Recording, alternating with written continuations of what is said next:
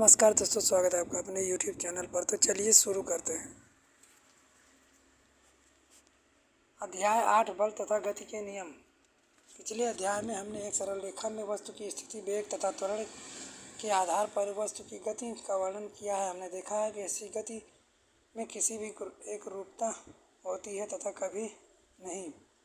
लेकिन अभी हमने एक चर्चा नहीं की कि गति का कारण क्या होता है। समय के साथ वस्तु की चाल क्यों बदलती है? क्या सभी प्रकार की गतियों का कोई कारण होता है? यदि ऐसा है तो कारण का स्वभाव क्या है? इस अध्याय में हम ऐसी सभी जिज्ञासाओं को बुझाएंगे।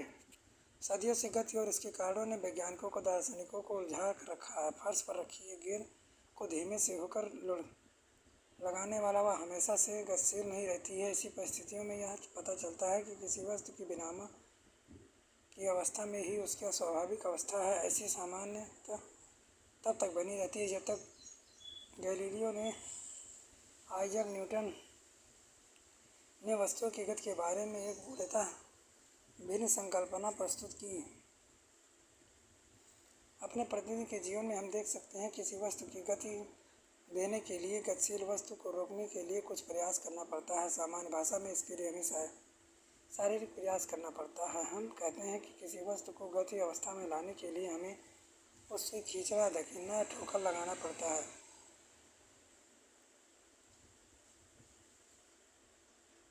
पिछली कक्षा में अर्जित ज्ञान के आधार पर आप इस बात से परिचित हैं कि किसी वस्तु में वेग का परिमाण बदलने के लिए या उसकी गति की दिशा में बदलने के लिए बल का प्रयोग होता है। आप यह भी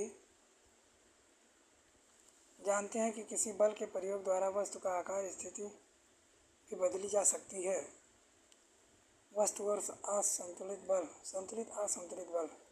चित्र 8.3 में लकड़ी का एक पिंड समतल मेज पर रखा हुआ है। चित्र में दर्शाए गए अनुसार धागे एक्स और वाई पिंड की विपरीत सिर पर जुड़े हुए हैं। अगर हम किसी बल द्वारा आगे एक्स को खींचते हैं तो पिंड दाहिनी ओर खिसकना शुरू कर देती है। उसी प्रकार अगर हम धागे वाई को खींचते हैं तो पिंड बाईं ओर खिसकना शुरू कर देगी। लेकिन अगर पिंड को दोनों ओर से समान बल द्वारा खींचा जाता है तो इसी दशा में पिंड गति नहीं करता है। इस तरह के बलों को संतुलित बल कहते हैं तथा गति की अवस्था में परिवर्तन नहीं करता। अब ऐसी स्थिति में अवस्था की कल्पना करें जिस पर आप परिणाम में दो विपरीत बल पिंड को खींचते हैं। इस अवस्था में पिंड अधिक बल वाली दिशा में खिसकना शुरू कर देता है। क्या होता है जब कुछ बच्चे एक बक्से खुरदरे फर्श पर धकेलने की कोशिश करते हैं? यदि वे कम बल के साथ बक्से को धकेलते हैं तो बक्सा नहीं खिसकता है, क्योंकि घर्षण बल धकेलने की विपरीत दिशा में काम करता है। यह घर्षण बल दोनों के संपर्क सतहों के बीच उत्पन्न होता है, अर्थात बक्से के नीचे या सतह पर फर्श की खुरदरी सतह के बीच। यह घर्षण बल धकेलने में लगे बल के संतुलित करता है। यही कारण है कि बक्सा नहीं खिसकता। बक्से को जोर से धकेलने से लेकिन बक्सा फिर भी नहीं खिसकता। ऐसा इसलिए क्योंकि घर्षण बल अभी भी धकेलने पर भी बल को संतुलित कर रहा है। अगर बच्चे बक्से को ज़्यादा जोर से धकेलें तब भी धकेलने वाला बल घर्षण बल से अधिक हो जाता है। यह असंतुलित बल कार्य करता है, इसलिए बक्सा खिसकने लगता है। गति का प्रथम नियम। वस्तुओं की किसी अनंत तल पर गति को देखकर गैलीलियो ने यह निष्कर्ष निकाला कि जब कोई वस्तु बाह्य बल कार्य नहीं करता है, वस्तु एक निश्चित गति से चलता है। तो उन्होंने देखा कि कांच की गोली अनंत तल तक लुढ़कती है, उसका वेग बढ़ता जाता है। अगले अध्याय में आप पढ़ेंगे कि गोली असंतुलित गुरुत्वीय बल के कारण नीचे गिरती है और नीचे पहुंचते ही यह निश्चित वेग प्राप्त कर लेती है। दर्शाए गए अनुसार यह कांच की गोली के ऊपर चढ़ती है तब इसका वेग घटता है। दोनों ओर आदर्श घर्षण रहित अनंत तल तक एक गोली स्थिर है। गैलीलियो ने तर्क दिया कि जब कोई गोली बाईं ओर से छोड़ा जाता है तब वह ढाल पर नीचे की ओर लुढ़केगी। जब दाईं ओर से अंतराल में तल से उतनी ऊंचाई पर जाएगी तो ऊंचाई में उसे थोड़ा छोटा गया था। यदि दोनों ओर के तलों में झुकाव समान है तो गोली उतनी ही दूरी पर चढ़ेगी जितनी दूरी तक वह लुढ़की।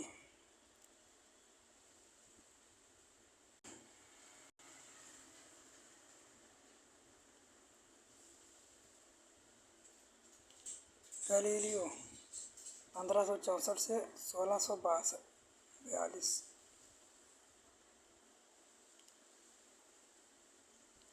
न्यूटन ने बल के गति के बारे में गैलीलियो विचारों के आगे विकसित किया। उन्होंने 3 मौलिक नियमों को प्रस्तुत किया। किसी वस्तु की गति को वर्णन करने के लिए नियमों को न्यूटन के गति के नियमों के नाम से जाना जाता है। गति का प्रथम नियम इस प्रकार है: प्रत्येक वस्तु अपनी स्थिति अवस्था या सरल रेखा एक समान गति की अवस्था में बनी रहती है जब तक कि उस पर कोई बाहरी बल कार्यरत ना हो। दूसरे शब्दों में कि वस्तुएं अपनी गति अवस्था में परिवर्तित का विरोध करती हैं। गुणात्मक रूप से किसी वस्तु के विरामावस्था में रहने या समान वेग से गतिशील रहने में प्रवृत्ति को जड़त्व कहते हैं। यही कारण है कि गति के पहले नियम को जड़त्व का नियम भी कहा जाता है।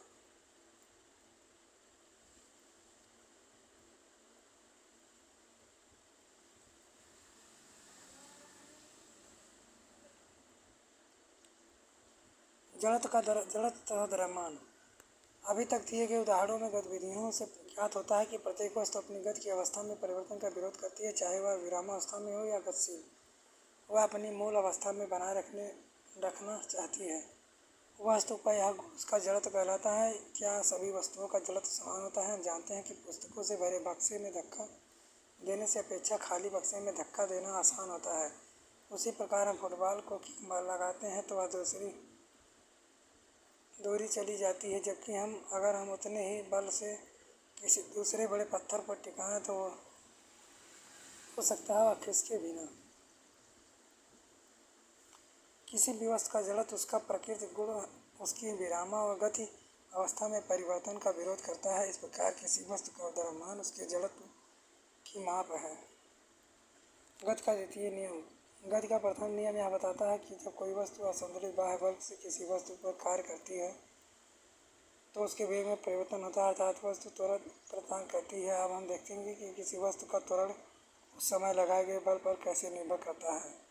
उस बल को हम कैसे मापते हैं? आइए हम दैनिक अनुभव का अध्ययन करें। टेबल टेनिस खेल के दौरान गेंद किसी खिलाड़ी के शरीर से टकराती है तो वह घायल नहीं होता है। गति से आती हुई क्रिकेट की गेंद किसी दर्शक को लगने के बाद उसे घायल कर सकती है। सड़क के किनारे खड़े किसी ट्रक से दुर्घटना नहीं होती है, परंतु 5 मीटर प्रति सेकंड जैसे कम गति से चले हुए ट्रक से टक्कर रास्ते में खड़े किसी व्यक्ति की मृत्यु का कारण बन सकती है। ऐसे छोटे द्रव्यमान की वस्तु जैसे गोली अगर बंदूक से तीव्र वेग से छोड़ा जाए तो वह किसी की व्यक्ति की मृत्यु का कारण बन सकती है।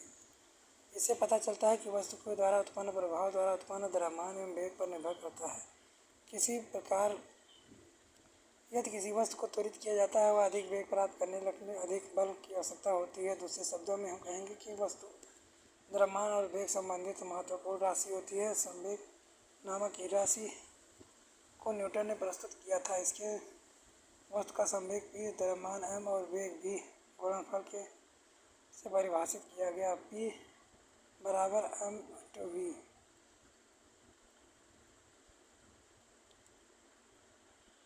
गति के द्वितीय नियम के गणितीय गणना।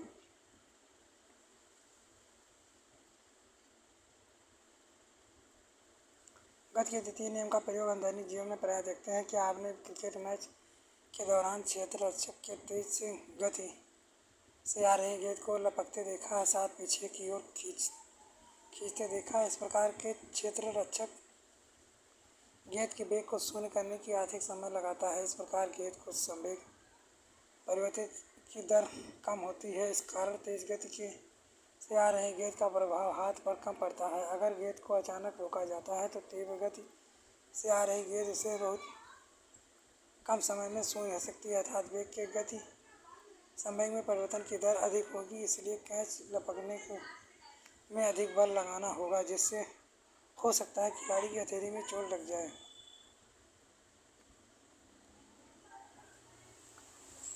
गति का द्वितीय नियम के उपयोग में गति के प्रथम नियम के गणितीय रूप से प्राप्त किया जा सकता है। F बराबर ma, T बराबर mu माइनस Fu।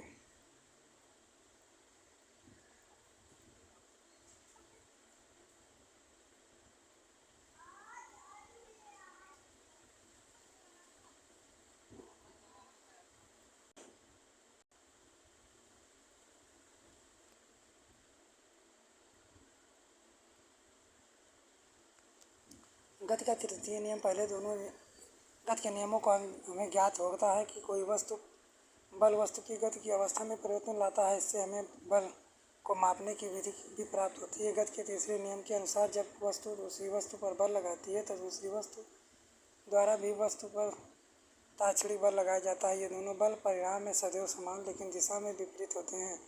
इसका तात्पर्य यह है कि यह सदैव युगल रूप में होते हैं। ये बल कभी न कभी एक वस्तु पर कार्य नहीं करते हैं बल्कि दो अलग अलग वस्तुओं पर कार्य करते हैं। फुटबॉल के खेल में प्रायः हम गेंद को तेज गति से किक मारते हैं। क्रम में विपक्षी टीम में खिलाड़ी से टकरा जाते हैं। इन क्रम में दोनों खिलाड़ी एक दूसरे पर बल लगाते हैं। दोनों ही खिलाड़ी चोटिल होते हैं। दूसरे के शब्दों में किसी एकल बल का अस्तित्व नहीं होता बल्कि सदैव युगल रूप से दोनों का होता है। इन दोनों विरोधी बलों को क्रिया तथा प्रतिक्रिया का बल भी कहा जाता है। माना कि आप विश्राम की अवस्था में हैं तो आपके सड़क पर चलना प्रारंभ करते हैं। द्वितीय नियम के अनुसार इसके लिए एक बल की आवश्यकता होती है जो आपके शरीर में त्वरण उत्पन्न करती है। यह कौन सा बल है? यह पेशीय बल है जो आप सड़क पर लगाते हैं। क्या यह बल उसी दिशा में लगाते हैं जिस दिशा में आगे बढ़ते हैं? हम नीचे पृथ्वी की सतह पर अपने पैरों से पीछे धकेलते हैं। सड़क की आपके पैर पर उतना ही बल विपरीत दिशा में लगाती है जिसके प्रभाव को आप आगे बढ़ते हैं।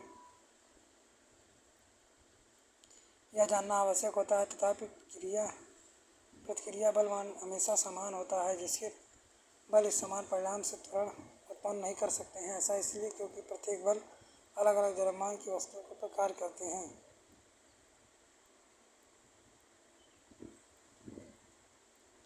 इस क्रिया में दिखाई गई 50 सेंटीमीटर 100 सेंटीमीटर आकार 12 mm 98 में मोटे प्लाईबोर्ड में दो जोड़ी पहिए लगाकर बनाई जाती है। स्पेयर पर प्रभावी नहीं होती क्योंकि इसका सीधा रेखा में गति करना कठिन है।